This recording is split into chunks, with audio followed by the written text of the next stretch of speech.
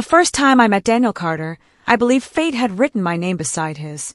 He was powerful, calm, and confident in a way that made people naturally listen when he spoke. His family owned one of the biggest business groups in the city, and his life seemed perfectly organized, like every step had been planned long before he took it. I, on the other hand, was ordinary. My life was simple, quiet, and filled with small dreams.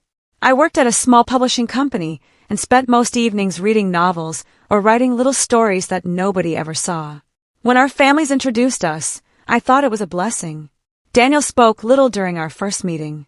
He asked polite questions, nodded thoughtfully, and rarely smiled. Yet something about his seriousness made me feel that behind the calm exterior there was a kind heart. When he agreed to marry me, everyone congratulated me as if I had won a grand prize. I believed I was stepping into a beautiful future. For the first few weeks after the wedding, life felt peaceful. Our house was large and elegant, with tall windows that allowed sunlight to pour into every room. I tried my best to make the house feel warm and welcoming. I cooked meals myself, decorated the living room with flowers, and waited every evening for Daniel to come home. But slowly, I began to notice something strange. Daniel treated our marriage like an agreement rather than a relationship. He was always respectful, never cruel, but there was a distance between us that never disappeared. Conversations were brief. He focused mostly on work, meetings, and business calls. One evening during dinner, he finally spoke about something important. "My parents expect a grandchild soon," he said calmly while cutting his food. I looked at him, surprised by the sudden topic. "Oh, I see," I replied softly. "It would be best if we have a child within the first year," he continued. "It's important for the family." His words sounded practical, almost like he was discussing a business plan. At that moment, something inside my heart quietly trembled. Still, I convinced myself that he was simply not good at expressing emotions. Many people struggle with feelings, I told myself. Months passed. Daniel became even busier with work, but he always remembered one thing. Whenever his parents visited, he made sure they saw us together, smiling politely like a perfect couple. His mother often asked about grandchildren. Each time, Daniel would answer calmly, "We are working on it. Working on it." Those words echoed in my mind again and again. One rainy night, I finally gathered the courage to ask him something that had been haunting my thoughts. "Daniel," I said quietly, standing near the window, "did you marry me because you love me?" He looked up from his laptop. There was a short silence before he answered. "Love grows with time," he said. "Marriage is about responsibility." His response felt like cold rain falling directly into my heart. Responsibility, not love. That night I couldn't sleep. I stared at the ceiling, wondering if I had misunderstood everything from the beginning. Days turned into months. The more time passed, the clearer things became. Daniel was kind, but distant. Caring, but never affectionate. He asked about my health often, but rarely about my feelings. One evening, while talking to his father in his study, he didn't realize the door was slightly open. I wasn't trying to listen, but the words reached me before I could walk away. "Is she healthy?" his father asked. "Yes," Daniel replied. "And the child?" "We're trying." His father nodded with satisfaction. "That's good. The family needs an heir." Heir. The word struck my heart like a quiet thunder. In that moment, everything suddenly made sense. I wasn't his partner.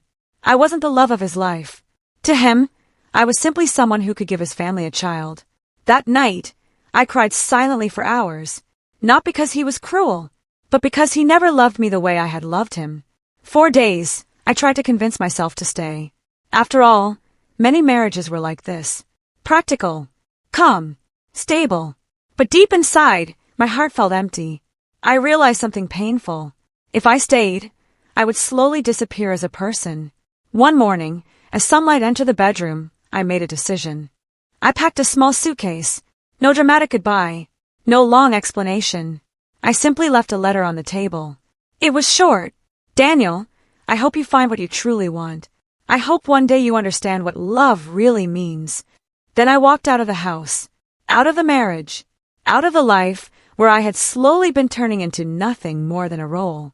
The first weeks after leaving were difficult. I moved to another city and started working at a small bookstore. The pay was modest, but the atmosphere was peaceful. For the first time in a long while, I could breathe. I read books during quiet afternoons, talked to friendly customers, and watched the sunset from my small apartment balcony. Life wasn't luxurious anymore, but it felt real. Meanwhile, back in the city I had left behind, Daniel returned home one evening to find the house unusually silent. The lights were off, the dining table was empty, and the letter waited for him. At first, he thought it was a misunderstanding. He tried calling me. No answer. He asked my family. They didn't know where I had gone. Days turned into weeks. The quiet house began to feel strange. For the first time since our marriage, Daniel noticed the small things that had disappeared. The fresh flowers on the table, the warm dinners waiting for him, the gentle voice asking how his day had been. Without realizing it, he had grown used to those things. One evening, he opened the kitchen cabinet and found the tea I used to prepare for him every night. He stood there for a long time, staring at the box.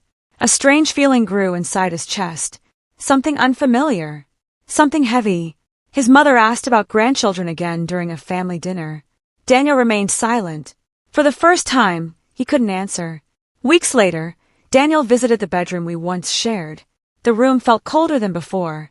He sat on the edge of the bed and read my letter again. I hope one day you understand what love really means. Those words echoed in his mind again and again. For the first time in his life, Daniel began to question himself.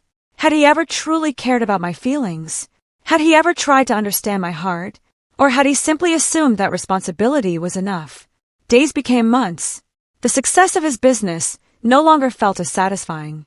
Late at night, when the city was quiet, Daniel often thought about the moments he had ignored. The way I used to smile when he came home. The way I tried to start conversations during dinner. The way I waited patiently for affection that never came. And slowly, painfully, he realized the truth. I had loved him deeply, and he had never truly seen it.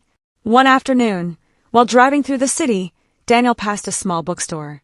Through the window, he saw a familiar figure arranging books on a shelf. His heart suddenly skipped a beat. It was me. For a moment, he simply stood outside, watching. I looked peaceful, different, stronger. Daniel finally understood something that had taken him too long to learn. Love was not responsibility. Love was attention. Love was care. Love was choosing someone not because they were useful, but because they were precious. But by the time he understood that truth, the woman who once loved him had already learned how to live without him. And that realization was the ache he would carry in his heart for the rest of his life.